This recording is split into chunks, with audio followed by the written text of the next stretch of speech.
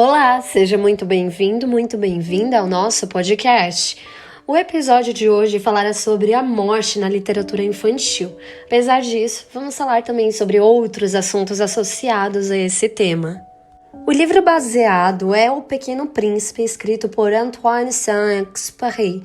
Ele foi escrito para crianças, mas apesar disso, ele pode ser muito bem aplicado aos adultos. Não apenas isso, esse podcast, eu já vou te avisando, ele tem spoilers sim. Não deixe de conferir também o nosso post no Instagram. Ele pode ter algumas informações que podem até contribuir para o que eu vou falar aqui hoje. Não posso deixar de avisar que esse é um projeto de curricularização na disciplina de Filosofia Aplicada à Saúde do curso de Enfermagem da Unifesp, com parceria do projeto de extensão Aprender Saúde. Bom episódio a todos vocês e espero que gostem. Bom, vamos falar um pouco sobre este livro. Trata-se da história contada por um narrador, ele não fala o nome. Na minha cabeça eu coloquei que é o Antoine, o autor, né? Só que aí ele fala que escreveu esse livro para não perder a sua essência, já que corre o risco de se tornar como as pessoas grandes.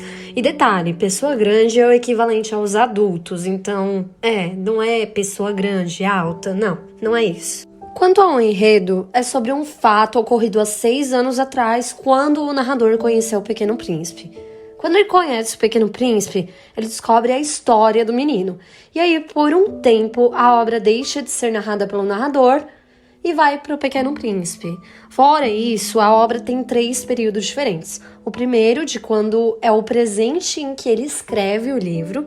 O segundo, de quando ele está vivendo a história de como ele conheceu o Pequeno Príncipe. E também o terceiro período, em quando se passa a história do Pequeno Príncipe propriamente dita. Agora vamos entrar na história mesmo. Como é a história de como ele conheceu o Pequeno Príncipe?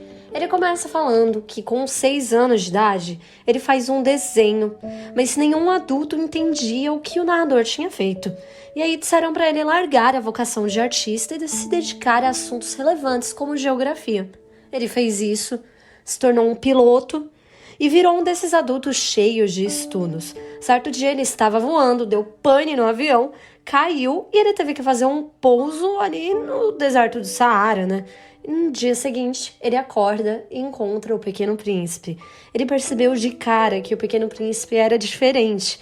Não só porque a pele dele era brilhante, seus cabelos eram dourados e a roupa também contribuía, mas também porque o Pequeno Príncipe reconhecia aquele desenho que ele fez quando era criança. E a partir daí, ele começa a descobrir a história do Pequeno Príncipe. Enfim, e qual é a história do Pequeno Príncipe? Bom, ele mora em um planeta minúsculo, um asteroide. Ele vive sozinho, observando o pôr do sol todos os seus dias. Certo dia ele viu que estava nascendo uma flor no seu planeta. E ele achou muito diferente, porque mesmo o broto dela já era diferente das flores que ele conhecia. E quando ela nasceu, ele ficou maravilhado.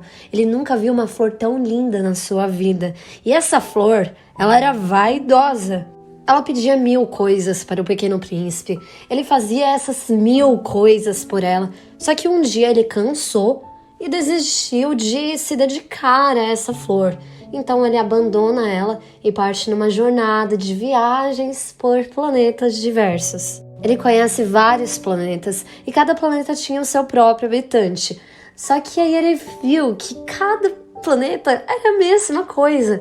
Todas as pessoas eram preocupadas com si próprias.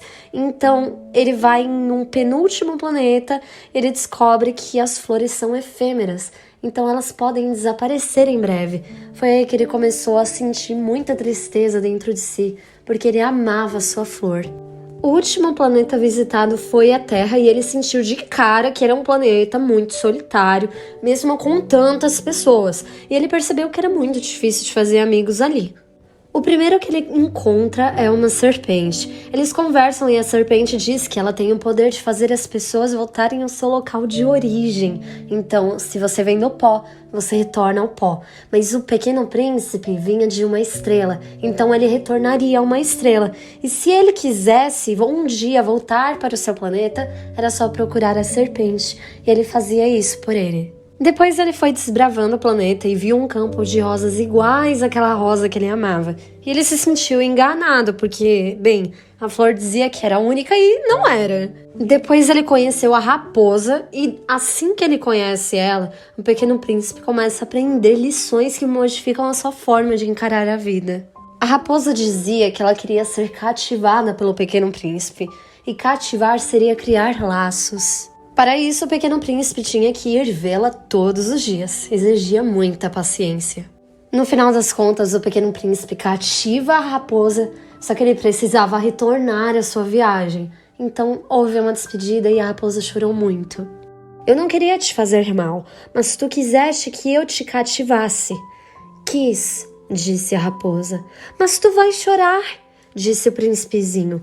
Vou, disse a raposa. Então não sais lucrando nada. Eu lucro, disse a raposa, por causa da cor do trigo. Porque ela disse ao se conhecerem que se lembraria dele toda vez que vissem os campos de trigo. Depois disso, a raposa ensinou ele que a flor dele era igual a todas as outras, mas que o que a diferenciava é que ela tinha cativado o Pequeno Príncipe. O Pequeno Príncipe termina sua narrativa e a história volta para o período em que eles estão no deserto e precisam buscar sobrevivência. E foi nessa parte que o Pequeno Príncipe revelou que ia fazer aniversário desde a vinda dele à Terra. O narrador percebeu que o Pequeno Príncipe estava voltando ao lugar dele de origem e, portanto, encontraria a serpente em breve. É aí que o narrador muda toda a sua perspectiva, porque até então ele só estava preocupado em arrumar peças para consertar o avião dele. Mas ao entender que o Pequeno Príncipe ia morrer em breve e voltar para o planeta dele, ele diz: a gente corre o risco de chorar um pouco quando se deixou cativar. Então aí o narrador terminou de consertar o avião, ele podia ir embora. O Pequeno Príncipe encontrou a serpente, foi mordido, começou a se sentir fraco. E vocês devem ter imaginado o que aconteceu. No final, o narrador volta para sua casa, escreve o livro para não esquecer de nada e deixa essa mensagem pra gente. Bom, foram muitas as lições vistas nessa obra, mas vou tentar destrinchar algumas coisas.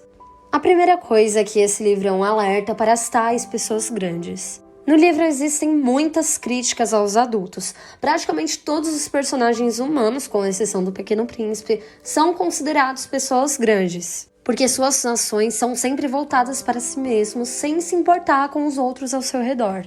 Ao mesmo tempo, cada um tinha um vício próprio e uma busca incessante por algo em específico, fosse o desejo de enriquecer ou a bebida. Essa característica própria dos adultos é encarada como um sem sentido, pois eles buscam algo e mesmo assim não encontram. Isso é explicado pelo livro como um resultado da valorização de coisas superficiais e negligência de coisas essenciais. Nesse caso, o próprio narrador considera o envelhecimento não um processo biológico natural, mas o ato de perder a sua essência. É para evitar esse envelhecimento que ele escreve o livro. Mas aí você me pergunta, né? Então o que é essencial para esse cara? Nesse caso, eu retomo a última fala da raposa antes de se separar do Pequeno Príncipe. O essencial é invisível aos olhos. E você pode até achar que isso não diz muito, mas diz tudo e não é à toa que essa revelação só ocorre no final do livro. O essencial é que não se pode ver. No caso, você não consegue ver os laços que você constrói com os outros. Ah, e por que seria essa a resposta? Porque antes de se conectar com a raposa, o Pequeno Príncipe e ela não eram nada um para o outro, mas eles começam a enxergar a vida de forma diferente a partir do momento em que cativam um ao outro. E quando ele parte, o que muda a vida dela é o fato de olhar os trigos e se lembrar dele. Da mesma forma, quando o Pequeno Príncipe morre, o que fez com que o narrador continuasse a se manter firme foi se apegar às estrelas, pois elas lembravam do Pequeno Príncipe. Mesmo que tanto a raposa quanto o narrador não conseguissem ver o Pequeno Príncipe, o essencial mesmo era o que não se enxergava, mas ainda vivia em seus corações, as lembranças do menino em vida. Assim eu faço uso das palavras da Natália, apresentadora do podcast Para Dar Nome às Coisas, que é: só existe uma coisa maior que a morte, e é a vida. Vejam que o autor não tenta romantizar a morte, mas ele mostra que, apesar de toda a força que a morte tem, ela é compensada pela vida, pois é a lembrança da pessoa ali que o faz se manter de pé. Só isso aqui já trabalhou duas questões centrais do livro. O que nos torna únicos é o que representamos para as pessoas e o essencial é cativar essas pessoas. No final das contas, tudo se resume a cativar. E como a morte se encaixa nisso tudo? Bom, é justamente a morte que faz com que os personagens tomem uma posição. O Pequeno Príncipe só foi atrás da sua flor porque descobriu que ela poderia desaparecer algum dia. E o narrador só prestou atenção e entendeu o Pequeno Príncipe quando descobriu que o menino ia morrer em breve. Esse livro ressalta inúmeras vezes que não existe ganho sem perda, coisa boa separada de coisa ruim, e, portanto, vida sem morte. A morte age como fator necessário para a valorização da vida. E para finalizar, eu, como boa estudante de enfermagem, não poderia deixar de associar isso à nossa profissão. No caso, como eu e você, estudantes da área da saúde, podemos nos beneficiar do que foi discutido aqui. Quem trabalha na área da saúde convive com a morte diariamente. A morte mesmo a gente nunca esquece, mas pode acontecer até coisa pior, a banalização dela. Depois de ver tanta gente morrendo, isso pode se tornar algo relativamente comum. E só parar pra pensar, gente, quantas pessoas ficam realmente chocadas com as massivas mortes constantes propagadas no noticiário. Essa lição deixada pelo autor é direcionada a todas as pessoas que correm o risco de se tornarem como pessoas grandes, mas acho que isso vai até além. Cabe principalmente a nós, que estaremos com tantas pessoas diferentes constantemente. Que nós, companheiros de nossos futuros pacientes, nunca nos esqueçamos daquilo que é invisível aos olhos, as pessoas. É por elas que cativamos e somos cativados, e tu te tornas eternamente responsável por aquele que cativas. Enquanto fizermos nosso trabalho com um propósito que vai além das explicações comuns, poderemos morrer, mas a nossa essência se perpetuará em outros corações.